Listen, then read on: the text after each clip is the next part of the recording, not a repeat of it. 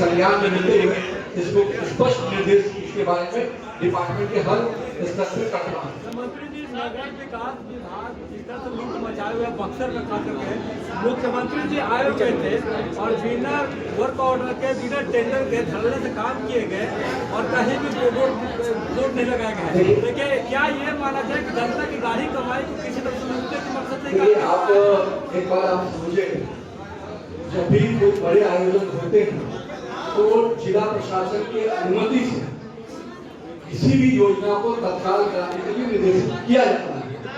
अगर आपके जानकारी में कोई चीज है, कभी भी कोई भी स्तर का कोई बड़ा कार्यक्रम होता है जिले में प्रधानमंत्री का, राष्ट्रपति का या किसी भी तो जिला प्रशासन की अनुमति से, और जो आप जानकारी दे रहे हैं उसको भी संज्ञान है।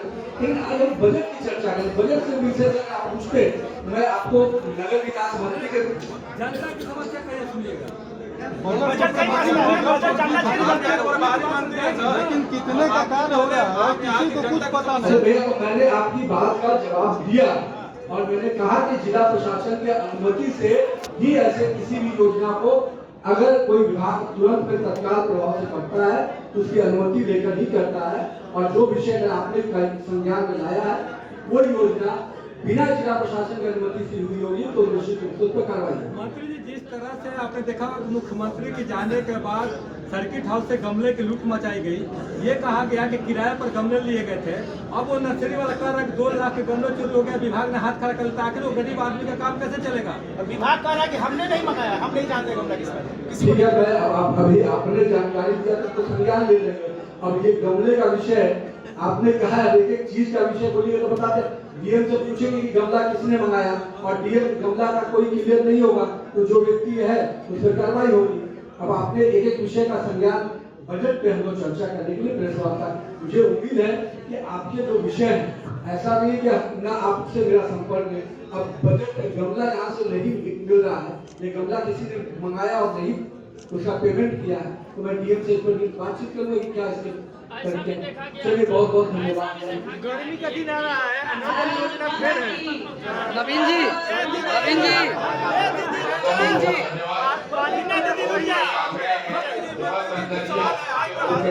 दो-तीन प्रश्न और थे अगर आप ले लेते तो।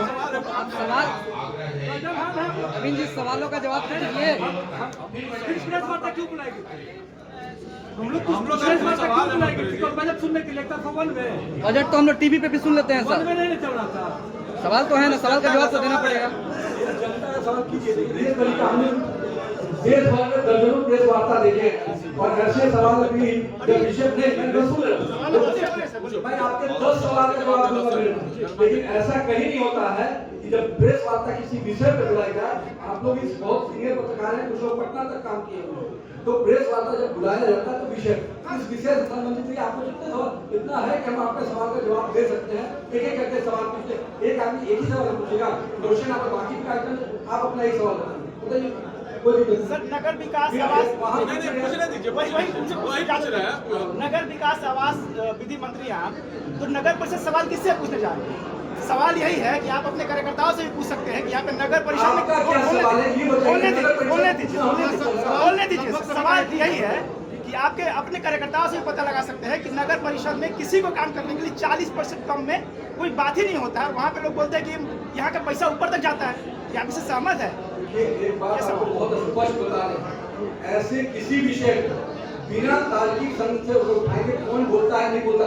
अगर एक भी चीजें स्पष्ट रूप से कोई कंप्लेन करते तो उस पर कार्रवाई होगी और कहाँ जाता है नहीं जाता वो उसको भी स्पष्ट हो जाएगा, आपको भी स्पष्ट। लेकिन मौखिक रूप से किसी चीज को बोलने से गमला वाला इशू है सर, गमला वाला कोई तैयार नहीं हो रहा। अभी तुम बोल रहे हो पूछेगा, मैं तो बोल रहा हूँ लिखित रूप से कोई लिखित दे, उसकी जांच करा दिया जाएगी, कार्रवाई करेंगे और जहाँ जाता है वो स्पष्ट हो जाएगा किसके पास पहुँचता है। ठीक है। एक सवाल ये है कि नगर में इतने विकास के काम हो रहे हैं आपके माध्यम से, बहुत धन्यवाद आपको, लेकिन जो भी विकास के काम हो रहे हैं कहीं प्राक्कलन बोर्ड नहीं लगता है। तो मैंने जवाब दिया ना कि आप अभी आपने मेरे सवाल का जवाब नहीं सुना। मैंने पहले ही भाई साहब के सवाल के जवाब में कहा कि जहाँ भी नहीं लगता है स्पष्ट रूप से निर्देशित करूंगा कि ये बोर्ड हर जगह सुनिश्चित करके लगाया। अब बताइए आप। सर, मेरा ये है कि जल जीवन हरियाली के तहत जिले में जितने भी जलाशय थे उनको सुंदर बनाना था, सौंदर्यीकरण करना था, लेकिन आज भी जो जलाशय हैं वो अपने आप पे रो रहे हैं। उस पर आप क्या कहेंगे? आपने जल जीवन हरियाली के तहत जो इस जिले को पैसे अलॉट थे उसमें अभी कुछ योजनाओं को लिया गया और भी जो राशि धीरे धीरे उपलब्ध होगी। आप किसी स्पेसिफिक जलाशय की बात करेंगे या तो मैं उसकी जानकारी आपको लेकर दे सकता हूँ। एक नहीं है सर, बहुत सारे हैं। विश्राम सरोवर है। सर गर्मी आने वाला है, सर गर्मी आने वाला है। सारा जल नल योजना जो है सब फेल है। पानी पहले आता था, पानी भी बंद हो गया है। ऐसे में लोग कहाँ जाएंगे, कैसे पानी मैंने आपको कहा कि जलापूर्ति योजना जो है उसको नया पहली बार जलापूर्ति योजना में 150 करोड़ की राशि। सवाल तो नहीं, अरे पहले उसको जवाब तो दे देंगे यार।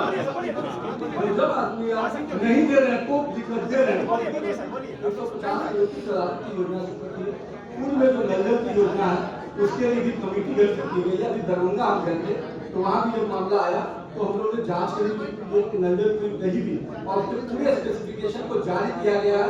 पूरे राज्य के स्पेसिफिकेशन को ये मान लिया जाए, इसमें कोई लापरवाही होगी तो कार्रवाई की। पानी अभी आ रहा था, 1 महीना से पानी सब बंद, पूरा सप्लाई शहर का। किन कारणों से पूरा विषय तो मैं जानकारी नहीं, आप बता रहे हैं तो मैं संबंधित गर्मी का दिन भी आने वाला है।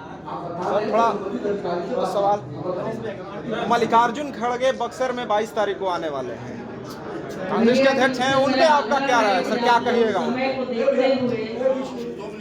22 तारीख को बक्सर में आने वाले हैं, वो यहाँ के चुनाव को भी, चूंकि विधानसभा का चुनाव आने वाला है, आपका क्या कहना है सर उन पे? मल्लिकार्जुन जी आए, बिहार में उनका स्वागत है। लेकिन मेरा ये मानना है कि मल्लिकार्जुन जी को बताना चाहिए कि आज बिहार में उनका एजेंडा क्या है। राहुल गांधी जी आए और जातिगत जनगणना को फर्जी करार दिया। अब उन्हीं के मंत्री और उनके विधायक उस जनगणना के समय सरकार में थे।